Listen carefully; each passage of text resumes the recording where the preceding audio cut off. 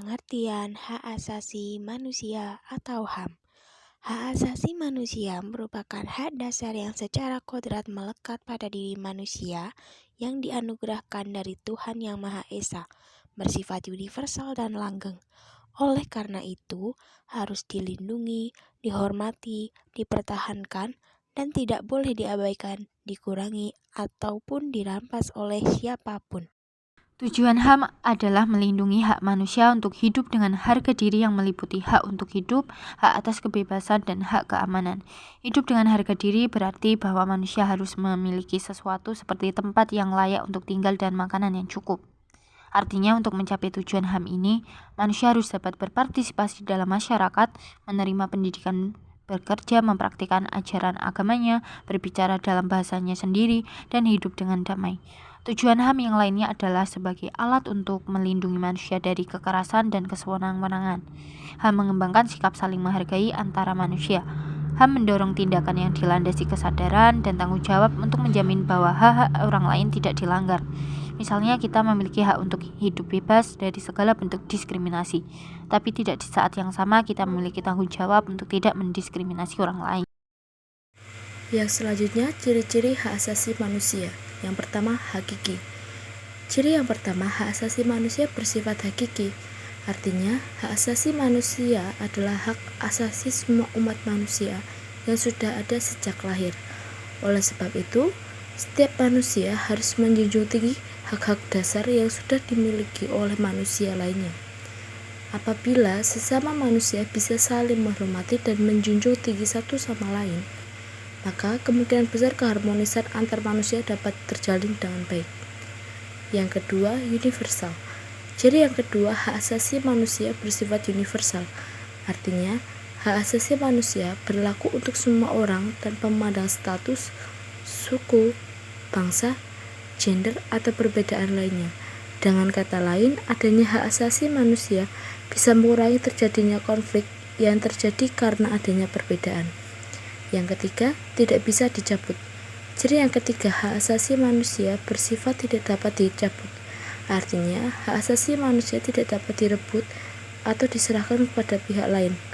Apabila hak-hak dasar manusia dirampas oleh orang lain, maka sesama manusia sangat mudah terjadi konflik yang bisa membahayakan individu itu sendiri dan lingkungannya. Yang terakhir, tidak dapat dibagi. Ciri keempat dari hak asasi manusia adalah bersifat tidak bisa dibagi, yang artinya setiap manusia berhak untuk memperoleh semua hak yang sama, seperti hak sipil dan hak politik, hak ekonomi, serta hak sosial dan budaya. Jika hak asasi manusia dibagi-bagi, maka akan ada manusia yang merasa dirinya diperlakukan tidak adil karena tidak mendapatkan hak yang sama dengan individu-individu lainnya. Selanjutnya terkait macam-macam hak asasi manusia. Yang pertama, hak asasi pribadi adalah kebebasan masuk dan mengikuti organisasi, kebebasan mengeluarkan pendapat, kebebasan untuk memilih, memeluk, dan menjalankan agama dan kepercayaan. Yang kedua, hak asasi politik adalah hak menjadi warga negara, hak untuk memilih dan dipilih, hak untuk masuk dan mendirikan partai politik. Yang ketiga, hak asasi ekonomi adalah hak memiliki, mencari, dan mengumpulkan kekayaan, kebebasan memilih pekerjaan, hak untuk menjual, membeli, dan menyewa. Yang keempat, hak asasi hukum adalah hak untuk mendapatkan perlakuan yang sama dalam hukum dan pemerintahan. Yang kelima, hak sosial dan budaya adalah hak untuk mengembangkan dan berpartisipasi dalam kebudayaan, hak untuk mendapatkan perlindungan terhadap karya cipta, hak untuk mendapatkan pendidikan, kesehatan, kesejahteraan, dan pendidikan yang lain. Yang terakhir atau yang keenam, hak asasi dalam tata cara peradilan dan perlindungan adalah hak untuk mendapatkan peradilan dan perlindungan dalam penahanan, penangkapan, peradilan, penyitaan, atau penggeledahan.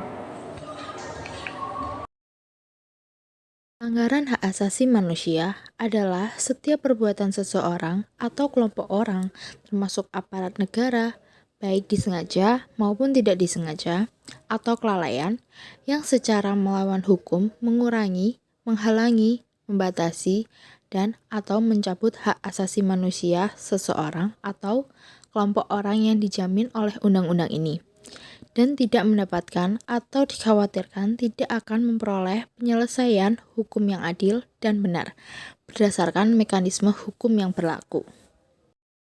Selanjutnya adalah faktor-faktor penyebab pelanggaran hak asasi manusia. Terdapat dua faktor yang menjadi penyebab pelanggaran hak asasi manusia, yaitu faktor internal dan faktor eksternal. Faktor internal diantaranya 1. Tidak punya kesadaran hak asasi manusia. Faktor penyebab pelanggaran hak asasi manusia internal yang pertama ialah karena seseorang tidak memiliki kesadaran dan pengetahuan tentang hak asasi manusia. Untuk itu penting bagi kita untuk mempelajari dan memahami tentang hak asasi manusia sejak dini. Yang kedua, intoleransi terhadap perbedaan. Indonesia merupakan negara dengan kekayaan budaya, suku, bahasa, dan keragaman keyakinan dan beragama. Sikap tidak toleransi akan membuat seseorang tidak bisa menghormati dan memiliki sikap diskriminasi terhadap orang lain. Yang ketiga, keinginan balas dendam. Faktor penyebab pelanggaran hak asasi manusia internal selanjutnya karena timbul rasa ingin balas dendam. Sikap ini bisa memunculkan berbagai praktik tindak kriminal seperti penganiayaan dan pembunuhan yang merupakan salah satu contoh pelanggaran hak asasi manusia. Yang keempat, tak punya rasa empati. Empati adalah perasaan yang muncul dan membuat seseorang mau membantu orang lain. Karena tidak memiliki empati, seseorang lantas tega menyakiti orang lain dan melakukan perbuatan keji. Yang kelima, kondisi psikologis. Faktor penyebab pelanggaran hak asasi manusia internal berikutnya karena kondisi psikologis yang kurang sehat. Seseorang yang memiliki kondisi psikologis tidak stabil mungkin dapat menyebabkan dirinya melakukan pelanggaran hak asasi manusia. Yang keenam, kondisi keuangan.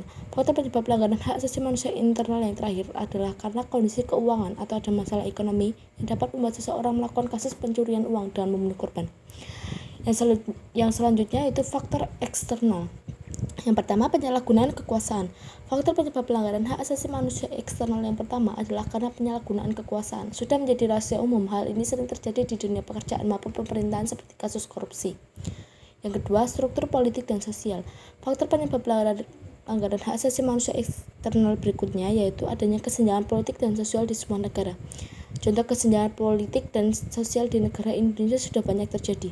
Yang ketiga, sistem hukum lemah. Faktor penyebab pelanggaran hak asasi manusia kian banyak terjadi karena lemahnya sistem hukum. Kurang tegasnya pemerintah dapat menyebabkan lemahnya hukum di negara kita. Yang keempat, kesenjangan ekonomi. Faktor penyebab pelanggaran hak asasi manusia eksternal berikutnya karena kondisi kesenjangan ekonomi di lingkungan tempat tinggalnya. Kesenjangan ekonomi dapat membuat seseorang dapat melakukan hal yang termasuk pelanggaran hak asasi manusia. Yang kelima, penyalahgunaan teknologi. Semakin berkembangnya dunia digital, tak sedikit orang yang menyalahgunakan teknologi untuk melakukan pelanggaran hak asasi manusia, seperti melakukan pembobolan pribadi dan penipuan di media sosial. Yang keenam, tak ada sosialisasi tentang hak asasi manusia. Faktor penyebab pelanggaran hak asasi manusia eksternal yang terakhir ialah karena tidak ada sosialisasi tentang hak asasi manusia. Tidak semua orang memahami detail tentang hak asasi manusia karena pendidikan di negara ini belum merata ke semua daerah. Baik, jadi di sini ada dua jenis pelanggaran hak asasi manusia. Yang pertama ada pelanggaran ringan dan yang kedua ada pelanggaran berat. Nah, pelanggaran ringan sendiri adalah pelanggaran yang tidak mengancam nyawa seseorang tetapi tetap merugikan orang tersebut. Macam-macam bentuk pelanggaran HAM ringan adalah yang pertama melakukan penganiayaan, yang kedua melakukan hal yang mencemarkan nama baik seseorang, yang ketiga mengambil barang atau hak orang lain, yang keempat menghalangi seseorang untuk menjalankan ibadah, dan yang kelima melakukan perundungan baik secara langsung maupun di media sosial. Nah, yang kedua ada pelanggaran berat. Pelanggaran berat adalah pelanggaran yang mengakibatkan timbulnya perbuatan pidana terhadap raga, jiwa, martabat, peradaban, dan sumber daya kehidupan manusia. Menurut Undang-Undang Nomor 26 Tahun 2000, pelanggaran hak asasi manusia berat terbagi menjadi dua, yaitu kejahatan genosida dan kejahatan terhadap kemanusiaan. Nah, kejahatan genosida adalah setiap perbuatan yang dilakukan dengan maksud menghancurkan atau memusnahkan seluruh atau sebagian kelompok bangsa, ras, etnis, dan agama. Nah, contohnya sendiri ada membunuh anggota kelompok, memindahkan secara paksa anak-anak dari kelompok tertentu ke kelompok lain, dan ada juga mengakibatkan penderitaan fisik atau mental yang berat terhadap anggota-anggota kelompok. Nah, yang kedua ada kejahatan kemanusiaan. Kejahatan kemanusiaan adalah perbuatan yang dilakukan sebagai bagian dari serangan yang meluas atau sistematik. Contohnya sendiri yaitu ada pembunuhan, pemusnahan, perbudakan, penyiksaan, perbudakan seksual, pemaksaan kehamilan.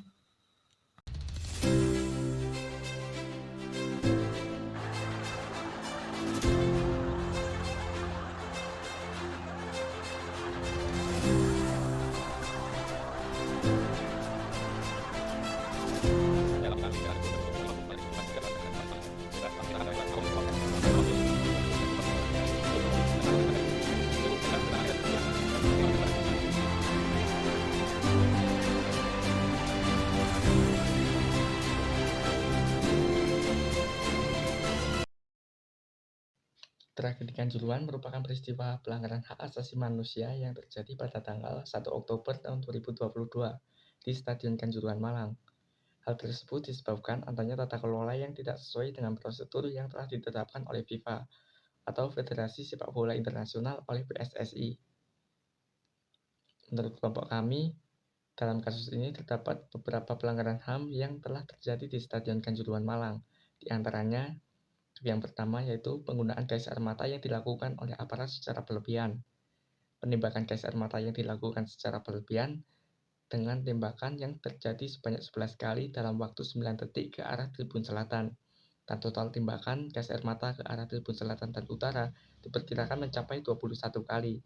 Hal tersebut dapat menjadi penyebab utama jatuhnya korban meninggal, luka, dan trauma. Meskipun karakter gas air mata tidak mematikan karena kandungan dominasi es gas, namun dalam kondisi tertentu dapat menjadi penyebab kematian. Untuk yang kedua yaitu adanya kekerasan yang terjadi di dalam maupun di luar stadion. Komnas HAM menemukan adanya tindakan kekerasan yang terjadi di lapangan maupun di luar stadion. Kekerasan tersebut dilakukan oleh aparat keamanan dalam upaya untuk membubarkan supporter yang ada di lapangan. Sementara di luar stadion dilakukan saat adanya evakuasi pemain dan ofisial Persebaya yang berada dalam kendaraan barakuda dan truk brimob yang melaju ke arah keluar stadion. Untuk yang ketiga yaitu PSSI tidak menetapkan pertandingan Arema versus Persebaya sebagai pertandingan berisiko tinggi atau high risk. Tidak ada indikator terkait pertandingan berisiko tinggi atau high risk. Petugas keselamatan dan keamanan yang faktualnya tidak terstandarisasi. Match Commissioner tidak memenuhi standar AFC dan tidak memahami regulasi keselamatan dan keamanan PSSI. Dan juga tidak adanya dokumen wajib yang dipersiapkan oleh petugas keselamatan dan keamanan. Untuk yang keempat yaitu perjanjian kerjasama antara PSSI dan Polri tidak sesuai dengan regulasi FIFA dan PSSI. Melalui perjanjian tersebut, PSSI meletakkan tanggung jawab keamanan kepada kepolisian, bukan kepada security officer. Padahal dalam aturan FIFA dan PSSI, security officer adalah pihak yang bertanggung jawab atas keselamatan dan keamanan pada pertandingan resmi PSSI. Tapi dengan keterlibatan Samapta dan Brimob, hal tersebut tidak sesuai dengan pasal 19 aturan FIFA tentang Stadium Safety and Security Regulation dan pasal 19 regulasi keselamatan dan keamanan PSSI. Untuk yang kelima, yaitu Stadion Kanjuruhan tidak memenuhi standar keselamatan dan keamanan untuk pertandingan dan penuh sesak atau overcrowded. Kapasitas Stadion Kanjuruhan hanya 38.056 orang. Dan pada peristiwa tersebut, tiket yang terjual mencapai 42.516 lembar. Dan bahkan Dispenda atau Dinas Pendapatan Daerah mencatat tiket terjual sebanyak 42.906 lembar. Dan dapat disimpulkan juga bahwa peristiwa tersebut bukan termasuk pelanggaran HAM berat. Karena berdasarkan pasal 104 ayat 1 Undang-Undang 39 tahun 1999, pengertian HAM berat adalah segala bentuk tindak pelanggaran HAM berupa pembunuhan massal atau genosida, pembunuhan sewenang-wenang atau di luar keputusan pengadilan, atau disebut juga dengan arbitrary atau extrajudicial killing, penyiksaan, penghilangan orang secara paksa, perbudakan, atau diskriminasi yang dilakukan secara sistematis, atau disebut juga dengan systematic discrimination. Dengan kejadian tersebut, Polri menetapkan 6 tersangka, dan ke-6 tersangka dalam tragedi Kanjuruhan ini dijerat pasal 359 dan pasal 360 KUHP terkait keselamatan yang menyebabkan kematian.